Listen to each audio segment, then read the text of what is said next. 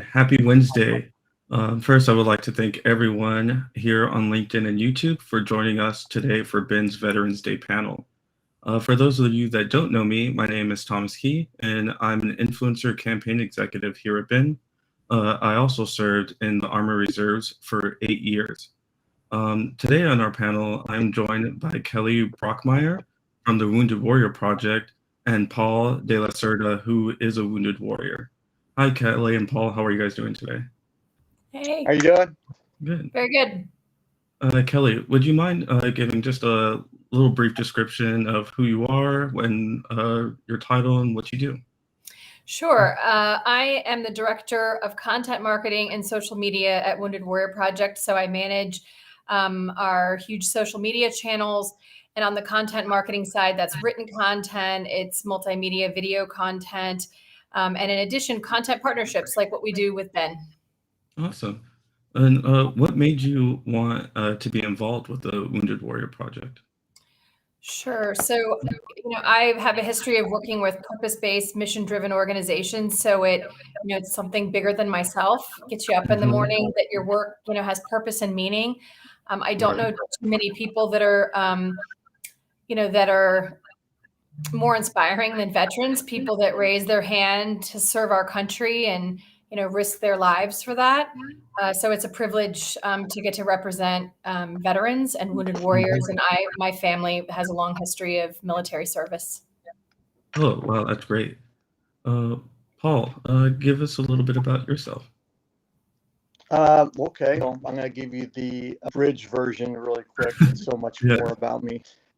So I'm 49 years old. I'm from Houston, Texas. I served 15 years in the Army. I did 9 deployments. Last deployment was in Iraq in 2005. I was injured in '05, December 20th, and subsequently retired in 2009.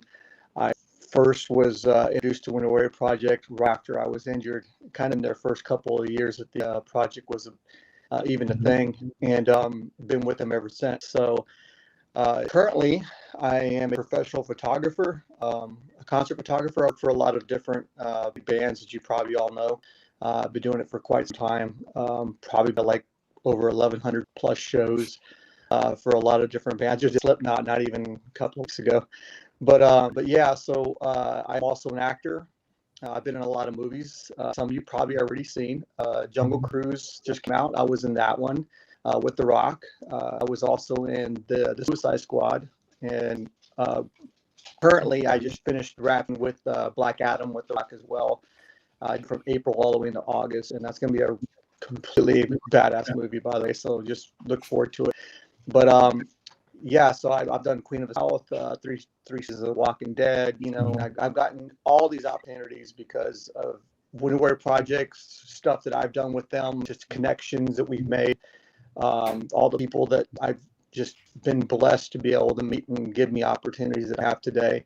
And of course, in the military, definitely has made that path a little bit easier for me going this way. But also, I have 3 kids. I have a 21-year-old, I have a 23-year-old, and my youngest is 13. And kind of living the life over here in Spring, Texas, enjoying what I can and doing the best I can to help my warriors and advocate for them as much as possible.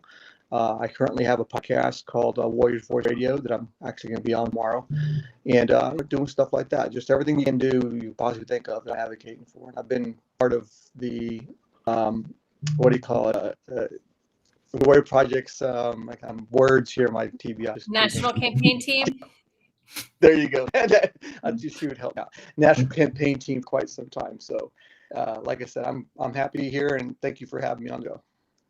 Thank you for joining us, Paul. You are a wealth of experience in the entertainment world and also a wealth of experience as being a veteran as well. Um, so, Paul, uh, why did you join the service? What was the appeal for you? Did you start off with the mindset that you were going to be in the service forever? Or did you always anticipate transitioning back into military life? Um, well, I'm setting up my camera again to make sure I can see me better. Yeah. Well, as I wrote to you guys before, it was weird because I was in a neighborhood where there's a lot of back then with a lot of Vietnam veterans. So you get a lot of those guys hanging out. But the 2 guys I used to see all the time, this is a funny story. So these guys both were amputees, and they were in their wheelchairs. They used to sit up in their front porch. They'd always have a little tiny mini keg of beer, and they'd always be drinking beer, just looking at people watching from the front porch. But every time we come back from school, they would always, hey, come here, come hang out with us. We'd hang out with them before I go home. And they tell us all these crazy stories about Vietnam. And they were both paratroopers, and one lost the right leg and the other one lost the left leg. So they always make these jokes about, getting shoes at the same time, and one get the left, the other get the right, those kind of things like that. But they would always talk about being a paratrooper, being infantry, and all the cool stuff they did in Vietnam. And they showed me all these pictures. How these guys even had what we call a grenade launcher on their wall in their living room. It was just insane, right? Some real old school stuff there. And it was super old school stuff. And then, of course, one of the guys that I met through my friend, his neighbor, young guy, probably late 20s. I was a teenager at the time. He was Army Ranger, and he would come out and hang out with us, and he'd take me out with him and his girlfriend. They would always go out, and he'd say, hey, come hang out with me. And then he would tell me, of course, obviously, about being a Ranger and all that. So at some point, I got it in my head, I'm going to join the military one day. I'm going to do this.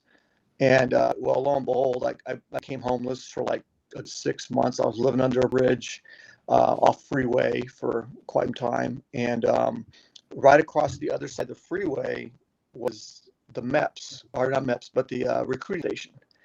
And right next door to that was this restaurant I used to go to and try to get food every time I get a chance. They would, every so often they would give me some free food, and I would like clean the front or something, do something so I can get my food, right? But I'd see these recruiters standing outside smoking a cigarette or something. Hey, you ever thought about joining the Army or joining the military? And I'd always be like a Navy guy or a Marine guy, an Army dude, just sitting out there doing stuff. And no offense to the Air Force, I just never bothered. But so the funny thing was that at one point I was like, I'm homeless, I got nothing going on. Let's see what I can do. I went in there and sat down with the recruiter, and I told him what my situation was, and he's like, well, let's see what we can start out. So I had my GED at the time. And the funny thing, I don't think I ever put this on my bio at some point. And it's something I will tell you guys, because I think it's kind of a win factor. So I had all these traffic tickets. I had a lot. I used to go race in my car all the time. So, and these things were just lingering around. And the reader's like, hey, man, you need to do at least 2 or 3 days in jail just to get these tickets dismissed. You tell the judge you're going in the military, they'll give them, I promise you. I said, all right. So I went in, I turned myself in for these tickets. Spent 2 or 3 days, right? He was right. And then as soon as I got in front of the judge, I told him, go and join the military. I need to get this. And he's like, all right, well, we're going to expose your record. And 2 or 3 days later, when I got out, I went and joined the military. And I asked the recruiter, how fast can I get out of there? And he's like, well, we got people leaving next week. I said, but you're underweight. I was like 5 pounds underweight from when they weighed me in. Because, I'm homeless. I didn't have much to eat. So my recruiter took me in. I lived in his house for a whole week while he pumped me up with food. Like, I was eating constantly. And then when I got to MEPS and weighed myself in for clearance to get in the Army, he weighed me in. I was 8 pounds. I gained 8 pounds since the last time. So I know getting in at 216 plus pounds. 116 pounds. Sorry, 116 pounds. Which was like, I could wind and blow me away. It was pretty bad. I went to jump school and I weighed in at 160 pounds. If that tells you anything. You woke up real fast. And it was great. So, I really wanted to get in and do the hardest job they could possibly give me. I joined the infantry. I joined the paratroopers. And I always tell people this because they asked me when I got out, did I get everything I wanted out of it? And I was like, well, when I went to recruit, I want to jump out of planes, I want to blow some crap up, and I want to kill people. Obviously, that's like a kid thing, I want to kill everybody. I want to do this. But we kill the bad guys, right? Well, I saw my recruiter. He retired, and I ran into him shortly after my retirement. And I ran into him randomly at some mall somewhere, and we started chit-chatting, and he asked me that question. He goes, well, what did you think of the military? Did you get what you want? I was like, yeah, I think I did. I jumped the planes. I blew some shit up, and unfortunately, I killed some people. And he's like, all right, well, there you go. I didn't lie to you, now did I? I was like, nope, sure didn't. So, that was my kind of like my full circle in the close, I guess, with my recruiter. It was kind of cool. I thanked him for everything, and we moved on from there. But yeah, I always wanted to do it, and I was going to become a lifer, but the Army had other plans, and my ID that I ran into kind of had other plans too. So I got retired, and I had to figure out what I wanted to do. So kind of where I was at. Yeah, and, like everybody's journey, going into the military, the reasons they get out, it's different for everybody. But I think one of the big things that everybody faces, no longer how long you serve, is definitely the struggles of coming out and rejoining the workforce. Um, Kelly, I'll let you answer this question first. What are some of the struggles that you see our veterans facing, once they leave the service and are joining or rejoining the workforce? Sure. I mean, besides, PTSD, a heck of a lot of them suffer from invisible wounds. Working Mhm. at Wounded Warrior Project, I learned, and I was really shocked by it, that veterans either go unemployed or underemployed for 7 years when they get out of the military. And you just think to yourself, why? That just didn't make sense to me. And then, it was explained, well, when you've been in the service, so let's say you're 18 years old, maybe you only serve 4 years and you get out. You never had to really apply for a job. You didn't have to apply for a promotion. If you moved, all that's handled for you in the military. You didn't have to sign up for benefits. And so what happens, especially if you've spent a lot of your adult life in the military, how does combat translate on a resume? How do these skills translate? How do you interview if you never had to interview before? If there's people that are watching today that have kids and you think, their first jobs, they're going to go and they're going to have an interview. Well, imagine being, 20 something, 30 something, maybe 40 or 50 something, and you've never really had to do an interview. You've never Right. put a resume together. So it suddenly like clicks like, oh, that's why. And so, you had a job with purpose and you were guided through that every step of the way, and growth, something that was bigger than yourself, and you get out. And obviously civilian jobs are very, very different culturally, et cetera. Mhm. So those are struggles that we see. And I think it surprised me. And I think the average citizen just wouldn't know. They have no idea. Right. It's my experience the same, was just whole new world. Luckily I went to school first before like getting a real job, so that kind of helped. But I was also younger when I got out. So with the Wounded Warrior Project, is there workshops that help them with like interview skills, building resumes, or anything like that? Yes. So one of the programs that we have inside of the organization is called Warriors to Work. And so Mhm. that aids veterans with resume writing, kind of figuring out how do you translate the skills that you have. What are your interests? Sometimes people are just lost. Like, well, I Mhm. don't know. What do I want to do the rest of my life? So we help people figure that out, and then we help them with interviewing. We help to prepare them before they go on interviews. I will say, I've actually seen it myself.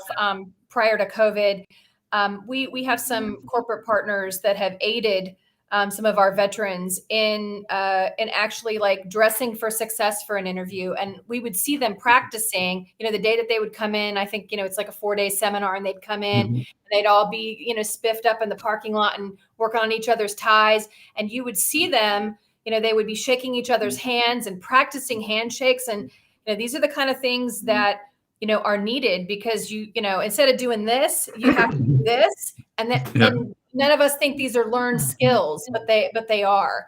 And Mhm. so that Warriors to Work program is aiding veterans to make sure that they're set up for success, to interview and to find out, what do I want to do with the rest of my life? Right. Yeah. Yeah. Those programs are invaluable. Really, really are. Um, Paul, what about yourself? What was it like when you left the military and were making that transition into the regular workforce?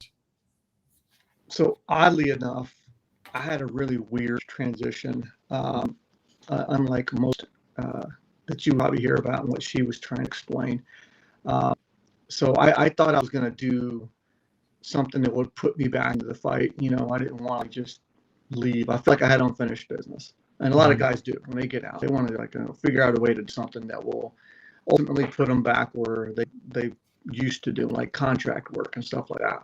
Well, in my line of work, at least as the infantry guy, a lot of combat arms type of roles like mine, it's hard for you to find that high of sorts that would put you back in that feeling of, like, and safe to say that it's the feeling of having your life on the line. So a lot of guys go and become cops, firemen, stuff like that. It's like, it's something that we're kind of already got that line of sight in, Right. You were in the military, so you understand, the job you pick is usually going to be something along the lines of what you're going to do when you get out. Sometimes, most of the time, it's going to be like, if you're a supply guy, you'll get into logistics, stuff like that, because you're good at it, right? Yeah. Or if you're an S1 guy, you'll work in an office, someone become a lawyer, whatever being the case, it kind of lines up with your personality, and that's why you choose the job you do. But some guys go the opposite, like me. So I went to Texas A&M for explosives engineering, and I went to learn how to work on bombs and how to remediate the land so people can use them over, like pulling landmines out of the ground, and that way they can use that land over and farm on it and stuff like that. And I also did for EOD, which is like basically finding unexploded ordnance and getting it out of the ground at various other areas, like military bases and land that was used as impact areas. So I did that, and I figured I'm going to do that and then get hired and go and do contract work. Needless to say, that didn't go that way, because I graduated and I started looking for work, and I started my band. I started my Wounded Warrior band. Well, that kind of took off like extremely fast. And I toured for about 8 years straight at that point. So all the other stuff was thrown in the wind. I got into the entertainment business a lot heavier than I thought. I was shooting for bands that were humongous, like ginormous bands. I mean, I've done photography for everybody from Odyssey to Heart to, I can't, you name it, I probably shot them already, but we're U2, all these guys, right? And on top of that, I was already touring also all across the country for my band. All my guys in my band were combat wounded veterans. We not only performed, we also did PTSD awareness and suicide prevention. Wounded Warrior Project is so awesome because they supported my band numerous times on numerous occasions, because they supported what we're trying to do, is advocate for our warriors, which is a whole bottom line why we even exist, is to take care of our warriors. So I crossed the country, played for hundreds upon hundreds of thousands of veterans and active duty servicemen and women, and we advocated and we got them resources they needed, and stuff like that. So my transition was different, but I'm going to tell you something else. There's a flip side to that, to what I did. I learned a lot from all those guys that are getting out, all those guys that are about to get out, all the guys that are already out. All those men and women that were struggling, trying to figure out, they hadn't filed their claim. Which I know the guys have gone years without filing their claim. They didn't even know they even could do that. They didn't know that VA even existed at some point. I don't know why, but it just blows my mind that the military didn't do that for them. So that Social Security, ton of stuff that they didn't know. So through my partnerships, the Warrior Project and 100 plus charities that I've partnered with over the years, I've been able to bring those warriors and help them get to where they need to go and the direction they need to go. Preventing suicides, because that's some huge deals. Like if they find a job, a lot of guys go homeless, things to this, to that. Next thing you know it, they're putting a gun to their head or they're running into traffic. You'd be surprised. I've heard it all, and it's unbelievable. And that's because that we're talking about right now is a systematic issue. So if they don't have a job, they don't get the money they need to support themselves, or they don't even know their VA, their VA stuff that they even earned is there. What are we doing here? So I helped through all that. I learned something. I learned, like she just said, these guys have PTSD, or they got other issues that they're trying to deal with that they didn't know they can get help for. So they don't even, like you said, you can't even know how to shake a hand properly when they go into a job interview. They don't have the clothes they need. So all these things really do help get our warriors back to work and get them to having what we consider a normal life again. I sacrificed 15 years of my life because I wanted to, and I still would have done 20 more if they allowed me to. But I did that because that's what I wanted. And it wasn't just because I wanted to just have a steady job. It's because I actually love doing what I do, and being able to look back at my kids and know that I did something that's going to help them in the future, and protect our country at the same time. So, yeah, to answer your question, the transition was different for me, but I do know about hundreds upon hundreds of other warriors that it wasn't. And I know what the struggle are, and it's daunting to see the numbers and know that there's still some out there. I just helped a guy 2 days ago, as a matter of fact. He didn't have a job, and we just got him a job through a program here, and they put him in a housing. Not even, I think it was yesterday. Put him in housing yesterday, temporary housing, while they're trying to find some more stuff for him to be able to settle him down. So on it every day. That's great. You're always on the lookout. She can attest to all the stuff Wounded Warrior Project's done for all these years. It's amazing to watch the journey from when you see them like the worst bottom part of their life they ever been to where they're like successful and they're doing some cool stuff, and you're like, wow, man, 7 years ago you weren't like that. All of a sudden, boom, look at you now. So it's a great thing to watch. I know, like you mentioned, a lot of times when veterans get out, they can feel isolated. And you mentioned, like, your band is full of wounded warriors. You're reaching out and connecting to veterans to get them help. How important do you think it is for veterans to connect with other vets once they get out and keep those connections alive? Good question, because that's what we do. We connect other veterans with veterans. We always consider ourselves warriors playing for warriors. Because that's the best thing that works about what I do is that I'm a warrior. I'm performing off stage. I go and I talk to another warrior. They can talk to me on the same level because we understand each other. Let me preface that real quick. So combat veterans and veterans that have served in the military has not been to combat. Okay, and you got combat veterans that have been actual combat, pull the trigger is what I call it. They went down there and they did stuff. And then you got ones that haven't pulled the trigger, but they were in combat and they seen stuff. There's a whole difference in all those things. And those make a difference on how some of these warriors transition. Okay. So if you got a warrior that's been in infantry, kicking down doors and looking for bad guys, we're seeing a lot of stuff, a lot of bad stuff that we ultimately going to live with. Then you got the guys, and there's nothing against any of these guys. I'm just trying to kind of differentiate my answer. Okay. Then you got the guys that haven't pulled the trigger, sat in a fob, and supported what my guys are doing. And they didn't never witness the stuff that we have. But their PTSD comes from something different. It could be military sexual trauma. It could be the stress of just being in a combat zone, stuff like that. Doesn't, make any difference between the two. It just means they suffer PTSD in different ways, so they're able to handle it in different ways. Okay, so just want to make sure for the guys who don't understand that, I'm going to put that out there. Okay. Yeah. So. To answer your question, and I'm going to try to do the best I can. Question again, real quick. Sorry. Yeah, just how important it is for veterans to keep that connection with other veterans after they leave. Yeah. Yeah. Okay. Sorry, I just kind of went sideways for a second. My brain goes 100 miles an hour sometimes, but I'm passionate about these things, and it just kind of makes me think of other things. So yeah, the importance. What I meant by all that, the importance is that some veterans connect with other ones differently because they have pulled the trigger, or they have done the things that we've done. Then you got veterans connect in completely different ways. One thing I've realized, and I was part of these Silky hikes. I have these hikes all over the country now, and the first one was done here in Houston. When you get all the veterans together, it doesn't matter where you served, who you served with, what branch. Once you get them together, it's like they all become brothers. And it's like we're all like connected in a weird kind of like, excuse the expression here. We all say like, and I'm with bad language. I'm going to try to use the least of my bad language as possible when it comes to talking about how we do these things. It's kind of cool. We meet. We're like, hey, hey, fucker, like that. We just have these things that we just connect with automatically. It doesn't matter what you've done in the Army. You could have done our Marines or whatever. Make jokes about each other. We do all that. But when you separate them in a room, like I've been to these functions where you've had veterans on one side of the room and you've had the civilians, the supporters on the other side of the room, right? And you notice the difference. We all kind of become a kind of congregate clique, and we all have our little cliques here and there inside the room and in the event. But then eventually, those civilians that come over there want to talk and kind of find out what these guys are all about. And they're like, oh yeah. Then veterans kind of like, ease our way into the whole conversation, but it's the same conversation. And that's what I mean. That's the best way to put it. It's like, you see, we got to get that bridge, that gap between a civilian and a veteran to understand each other better, because we're brotherhood.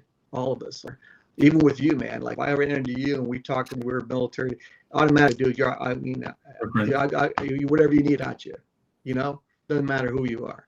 That's just who we are as veterans, and we just help each other out. We have networks on Facebook, on all sorts of places that we all congregate. And someone says, "Hey, I'm having a bad day." 300 comments later, you're like, "This guy's taken care of. We got it." It's such a weird thing. We just do that. So it's very, very vital to our veteran community to connect each other. When we just have to, because they feel more at ease. Have you ever noticed that when you see a veteran-owned, operated business, a lot of veterans work there? It's because that kind of draws them in. Like, right. Oh, he's a veteran. I'm going to go talk to him. He understands me. He gets me. I'm going to go. I'm going to go work for him. I always feel more inclined to, I got to buy something from the store now. Right. And that's what I'm talking about. Like, you want to support your brother, no matter, you probably never even served with the guy, or even knew who he was, but you want to support him because that dude did the same thing you did. He put his name on a dotted line. He put his life on the line for the country, just like you did. So it just makes sense to go and support him. And that's the bottom line of all this whole thing. Hey, Thomas, I want to add to that. So what we see as far as connection, I mean, it kind of goes without saying. You can imagine if a veteran loses connection with other veterans, that is like the antidote to suicide is connection. And so Wounded Warrior Project does everything it can across its programs, to help warriors with their mental health, their physical health, and their financial health, like Paul was talking about. Because if you don't have like the full picture, then there's a leg of that stool that's missing in somebody's life and can create hardships in their life. So, our goal is to create the most well-adjusted generation of veterans. And that's why we target those things. And connection is like a thread throughout everything. Because of that brotherhood and what people have faced together, regardless if they've been in battle or not, is super critical to veterans' well-being to connect with other veterans. Oh, and Project Odyssey is a good example. Just to let you know, Project Odyssey is pretty awesome. It gets them, and it takes them different places that they can associate with their other warriors. I did Project Odyssey at Sturgis at the motorcycle rally, and it was the coolest thing ever. And this is where my experience came into play. I was able to connect all those warriors with my buddies from the band Disturbed, and we all got to hang out together over there. And I got them hooked up with some of the other bands they're playing because I knew all these guys there. And of course I knew the owners of the place we were at. They just threw all the music stuff. But it was just so neat because I'm watching these warriors that never met each other. Almost the majority of them never met each other. And by the time we were all leaving, everybody had exchanged numbers and taking pictures with each other and giving each other big hugs. And it was like, if someone knew something, some dude will, I got you, bro, who'll run over there, who'll grab it. And these are talking about. That's the connection she's making. She's like, it's one of those meaningful connections that might come up with something else. Some other guy might say, I know a guy that's hiring, but I'll get you hired on. It might just be that one that you needed to just show up at an event. That's the one you needed to change your life. And I've seen it more times than I can count. I know she has. Yeah. You really never know who's going to be that person or that connection that just changes your entire future. And whether they are a veteran or somebody that just supports veteran as looking out for their well-being. And kind of like what you mentioned before, how you were giving that story about, the veterans on one side of the room and then like the civilians on the other side of the room, and that coming together sometimes can be weird or not as fluid between the two groups. Do you think that's because there are a lot of common misconceptions surrounding veterans? And, when veterans go to work, when people find out that they're a veteran, they automatically have like preconceived notions on who they are, what they've done, or how they're going to act. Have you seen that, or do you know of? Have you experienced that, Kelly? If you go first. I'm happy to go first. And obviously Paul knows it from personal experience. I'm not a veteran myself, so I hear a lot. And I'll tell you, our CEO was he's a retired 4-star general. And, we recently chatted with him. And one of the biggest misconceptions that employers sometimes have is that, veterans, they've had to take a lot of orders, so they must be followers. But when you think about it, I think it's fewer than 1% of our population raises their hand and says, take me. you know, that takes leadership to do that.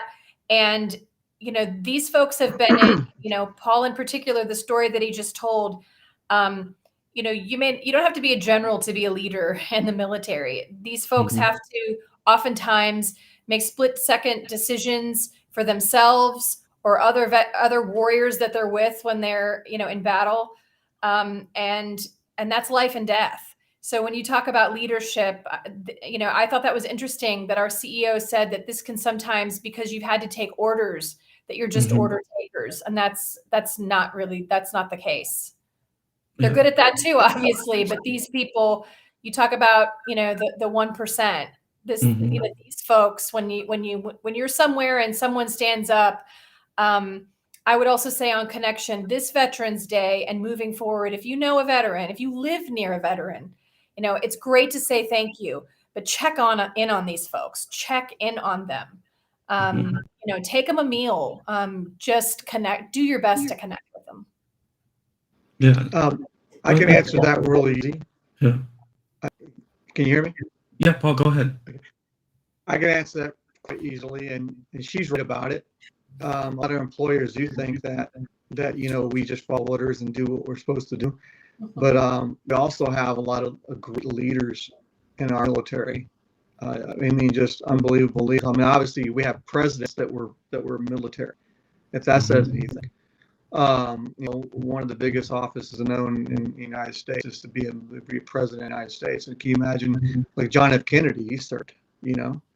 So you think of those, look back on that, and then think again when an employer looks and goes, well, I'm going to hire this veteran, I'm not sure.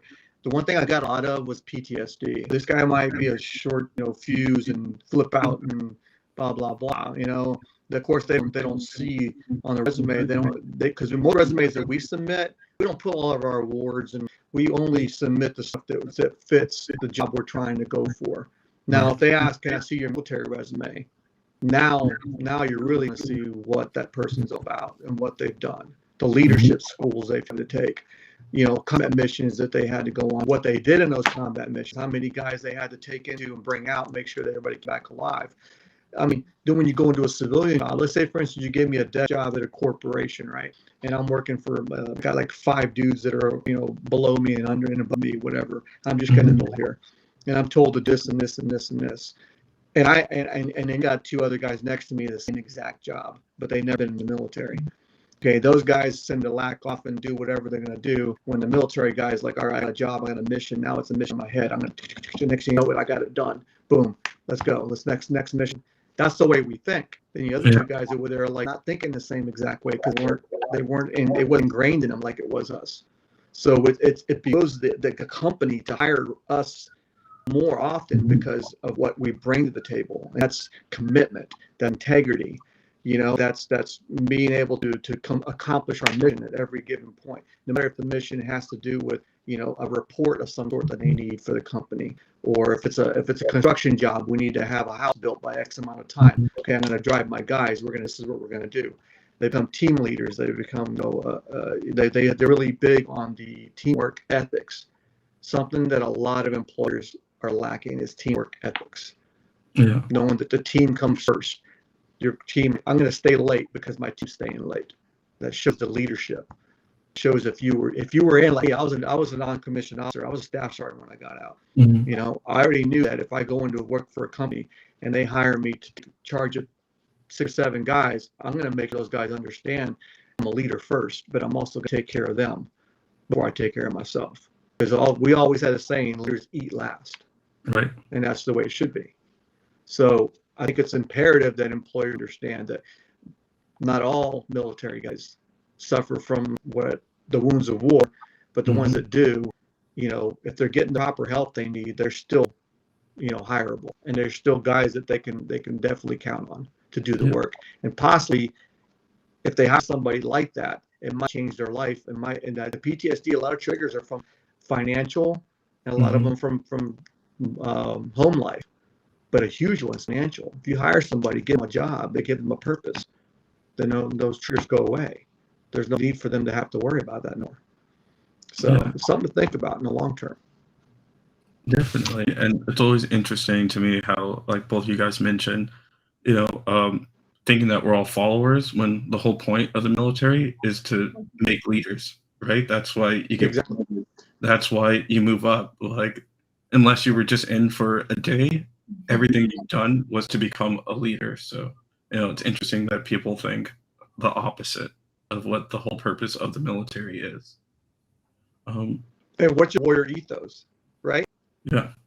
You remember your warrior ethos, right? Everybody remembers them. Yeah, Leadership, I a lot mean, of them. if I could, I'll probably mess it up if you try to put me on the spot right at the top. So I'm gonna skip that part. I'll just say okay? How about Yeah, that? yeah. I promise I remember every single word by heart. Um, Gotcha. so yeah, how can using the entertainment as a platform help the Wounded Warrior Project? Kelly, if you would go first. Yeah. So, first and foremost, we work with some entertainers that they have a lot of love for the military and a lot of love for our veterans. And, Mhm. as you can imagine, veterans for the most part like to hear thank you for your service. And they're honored to do it. But when somebody that has a following, has fans, that is influential in the world, means it and says it, I mean, that's right, that's huge. To Mhm. veterans, and we have, I'd name Trace Adkins. The man has such a passion for veterans, that it's inspiring. Like, he truly, truly loves our military and loves what our organization does. And I would say, we've used music a lot. There's music therapy for our veterans. Amazing. We've done it in Atlanta and we've done it in Nashville. We've probably done it at other places across the country where veterans kind of put their feelings into words, and those words get turned into songs. And anybody that knows anything, I mean, when you're having a bad day, you probably, want to turn some music on. So music can be therapeutic and can be healing. And we've done some really cool engagements during COVID. When people were on lockdown, we said, there's only so much connecting that can be done. And so we're going to connect people through music. And we did some amazing online concerts. One with Luke Combs. We did a Mhm. Christmas concert. So, these types of partnerships that to help to expand and promote our mission, obviously when somebody has a huge audience and can share it with that audience, it just amplifies what we do and how we aid veterans. It looks Yeah. like Paul he might get ready to drum up here. So this is exciting. Uh, I all the want to show music. you. I wanted to show you what she was mentioning. Yeah. My legs are acting kind of weird today, but these things are kind of strange. I got a weird connection. But anyway, this is kind of where I'm at. I'm in my office right now, so this is the studio, and you can see a lot of I have a lot of things on the walls of artists that I've worked with over the years. So she's mentioning music. I have a music therapy program called Rock for Recovery that I've done for the last 10 years. It's been a hiatus for a little bit, but yeah, so I've worked with a lot of these artists you'll see behind me, which is really great. And Yeah. these guys have been awesome over the years. Ozzy's been freaking amazing. He's a great dude. If you ever met him, I mean, it's just, he see the way he talks. He doesn't really talk the way you think he does, but when we hanging out with us, he's a funny dude. But so yeah, she's right. Music has a humongous impact on Mhm. veterans, and I can tell you one particular group in mind that came to mind when she said Five Finger Death Punch. They wrote numerous songs that has to do with the military. None of those guys served, but they write a lot of songs that really hit home with a lot of veterans. And it's amazing that they supported what I do for many, many years. And I got friends of mine that work for them directly and talk to them on them sometimes. And it's changed my life. And Wounded Warrior Project actually helped that happen, believe it or not. And that would have never happened without it. I'm just letting you know, guys. I mean, I'll be straight first one to tell you that if it weren't for Wounded Warrior Project, man, my way of doing the music industry and just things that I've done, it would have never happened, period. It just wouldn't have. I didn't know how to play drums when I first got out of the military because of my injury. Mhm. I used to be a professional drummer before I went in, And when I got out, I didn't know how because of my traumatic brain injury. And then fast forward about 5 years after injury, I was still trying to work on playing drums when I got out in 2010. 2009, I got out, and by 2010, late 2010, I was endorsed by my first company, which was Primark. And then after that, I got picked up by Zilshin. After that, I got picked up by another drum company, by Drums, and then it just snowballed from there. And I got all these endorsements that I've never thought in a million years I'd ever get, and it's because of the people that I've had the ultimate pleasure of being able to call friends and colleagues throughout this industry. Warrior Project is backed my stuff, what I've done, and through that, these endorsers have trusted me to endorse their products. Currently, I'm endorsed by Pearl Drums, Zilshin Cymbals, Vic Firth, Westone In-Ears, and about 6 other companies, including Roland. And I wouldn't have ever done that ever in a million years. I would think that I would ever be a part of those companies, and it's because of music. So when she says that music does this wonderful thing to veterans, she's not lying. Hey, Paul, Imagine this real quick. Hey, Paul, real quick, we're coming to like the end of our time, and I think this question is really important. So I just want to make sure we get the answer. But we're all here to celebrate Veterans Day, which is tomorrow, and everybody knows about Memorial Day because it's another day we get off a day from work. But little people know the difference between the 2 days, and far fewer know that there is a third day called Armed Forces Day. So Paul, if you just want to tell us, like, what's the difference between Veterans Day, Memorial Day, and Armed Forces Day, and why is it important to acknowledge each one individually? Okay, real easy. So Veterans Day, we thank our veterans, obviously, for their service. Memorial Day, we honor our veterans that we've lost and pay ultimate sacrifice for our freedom. Then you got Armed Forces Day, which is we celebrate the military as a whole. We celebrate America's military. And then we have, what was the other day you were asking about? Just those 3: Veterans Day, Memorial Day, those 3, right? And Armed Forces Day. Yeah.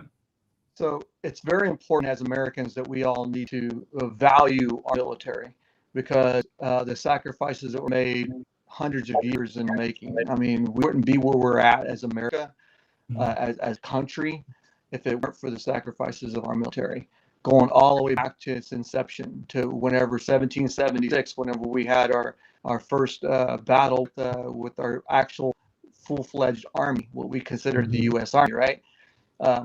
Happy birthday, Marine Corps, by the way, but senpai.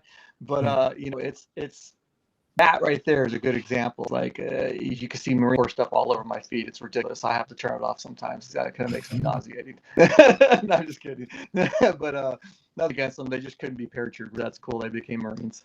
But it's one of these things that we do is, like, we celebrate and honor our military and our guys that have served. We celebrate the freedom that we have, but we don't understand a lot of times where the freedom came from.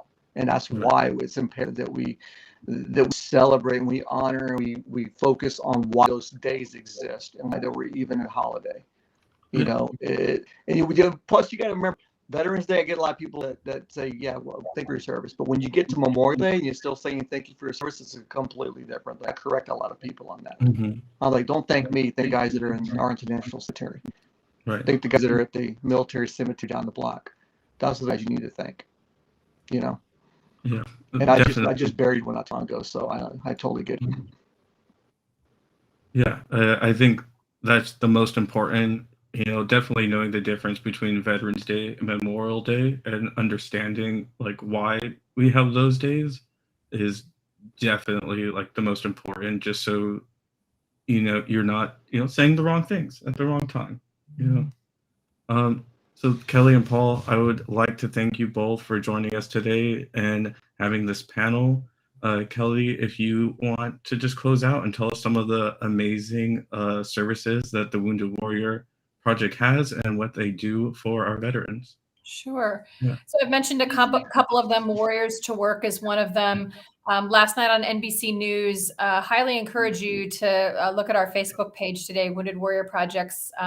We're sharing a story that NBC News did last night on our Warrior Care Network. And that is an amazing partnership with 4 academic medical centers across the country. And we put veterans that suffer from PTSD. It's zero cost to them, and they do these intensive outpatient programs that provide them with about a year's worth of mental health therapy in about 2 weeks. And it's proven to be like just amazingly effective and life-saving. So we do a lot of, like I said before, we're working to empower veterans and to make sure that their mental, their physical, and their financial health is solid. And that's what gets us up in the morning. And we thank the people that make this possible. And that's the generous American public that makes it possible for us to provide all of this at zero cost to the people that have served us and served our country proud. And I would say happy Veterans Day to everyone that is served. And like you said, today is it's the birthday of the Marines, and tomorrow's Veterans Day. So thank you. Have such a heart for veterans. Amazing people. Awesome. Thank you. And happy Veterans Day to you, Paul. Thank you, Kelly. And thank you for everybody on YouTube and LinkedIn for joining us today. We hope it was very informative and that you enjoyed our talk.